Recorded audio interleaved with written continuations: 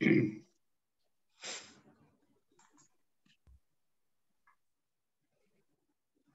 group, dear my beloved son, this is Menorah.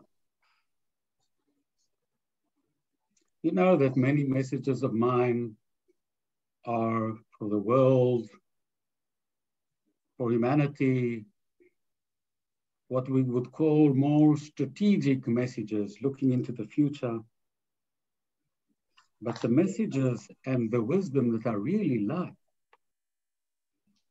are the small things, the small stuff, the individuals, the different kinds of topics that you challenge me with.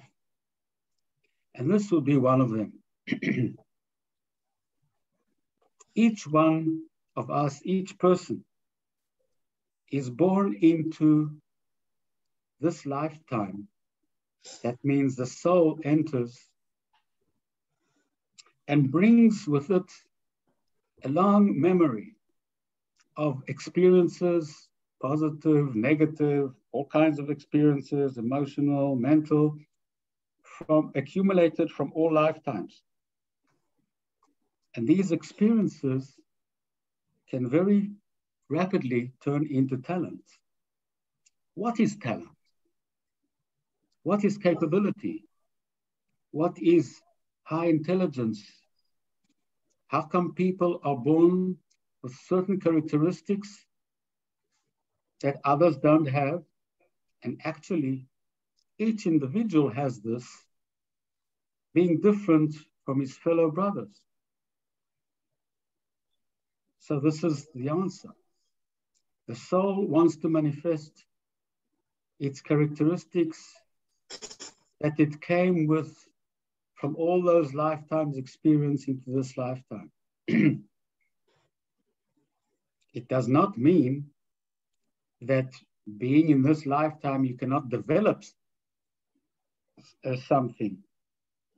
You can develop a profession from scratch.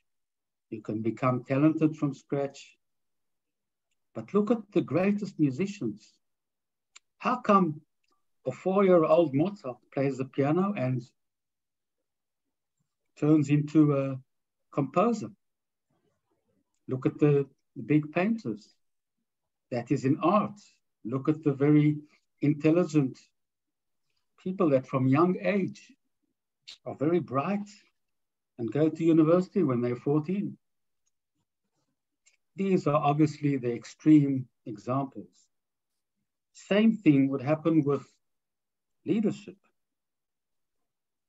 If someone was very charismatic and had many lifetimes of leadership, I would say positive or negative.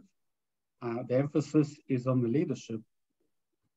He might come into this life and his leadership qualities will be recognized from a young age, because that's what his soul really came to do. Now remember an important thing. The soul comes to our body to purify through things we do, things we say, the thoughts, the service we give, even through illness and suffering. That is the goal. And if the goal of the soul is to purify as fast and deep as it could, getting closer and closer to the divine purification,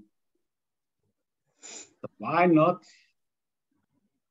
go with your talent path? And if that's the best thing you know how to do, and through that path, gain your wonderful experiences much faster than if you would have done it in any other way. That's why so many people have a job that they like more or dislike. They have a job for living, and they come home and they go to what their soul likes to do. If it's music, art, sport, whatever. But when you can combine them both, and you really love your work, or you love your day, or you love what you're doing, and you you give service to everyone, that is exactly the greatest manifestation, and brings your soul faster and faster, deeper and deeper towards the goal of purity. And there is a but, a big but. Many a times the soul, using its talent, gets tempted on the way and goes off track,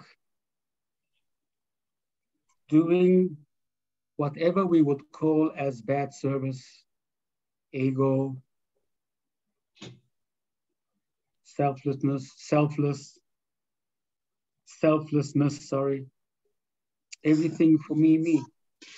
Look how many leaders have started off wonderfully and gaining the power and gaining anything they would wish for. It goes more to me, and less to the people. Less service, less positive, and then their purification journey declines and declines and declines. So all in all, you look at the soul, what it gained in all those wonderful years, and carrying on in the lifetime, it makes a U-turn, and the energy and the purification starts going down. Now we get to Bibi.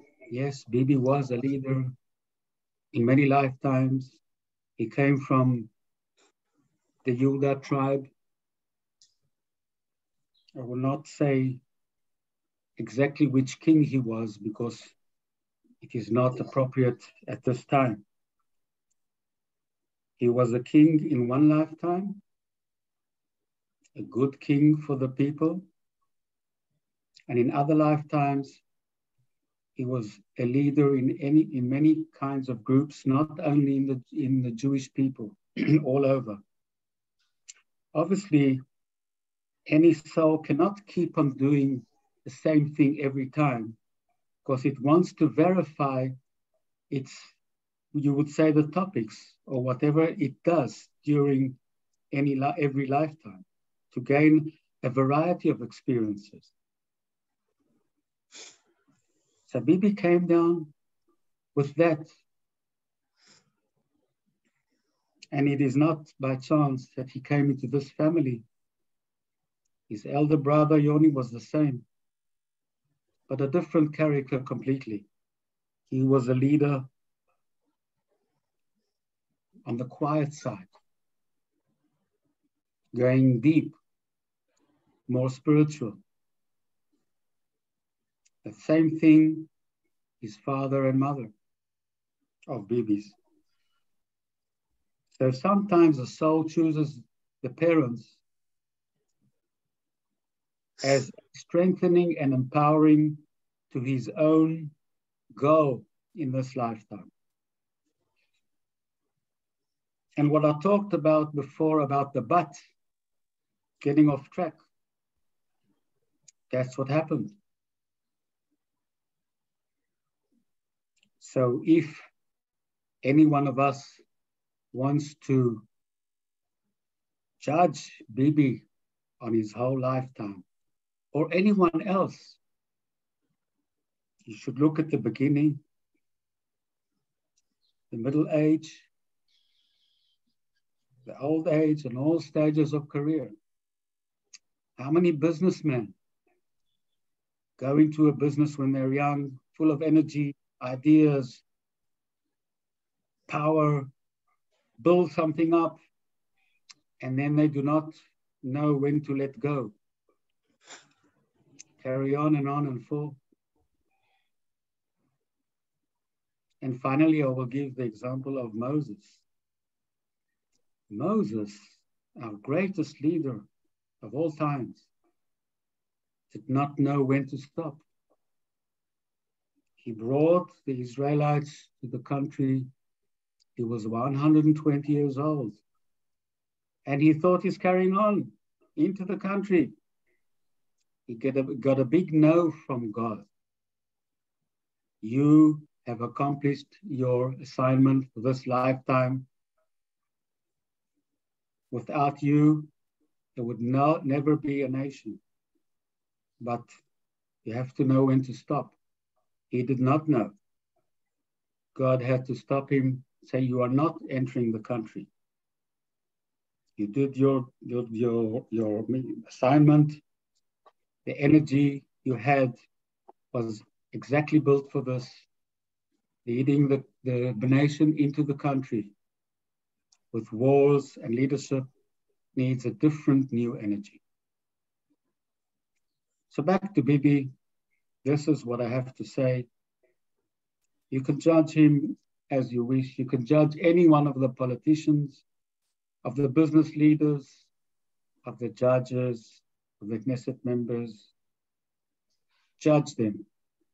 And it's not just without reason that many regimes and many democracies say that the leader can be leading only for a certain amount of time. Exactly knowing this point. You come, you've got a lot of energy, you do your thing, let go.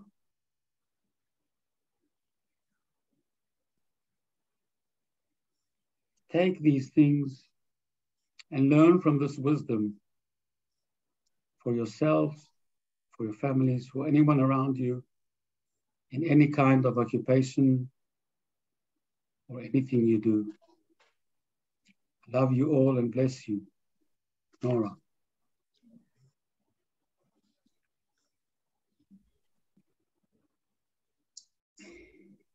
Amazing.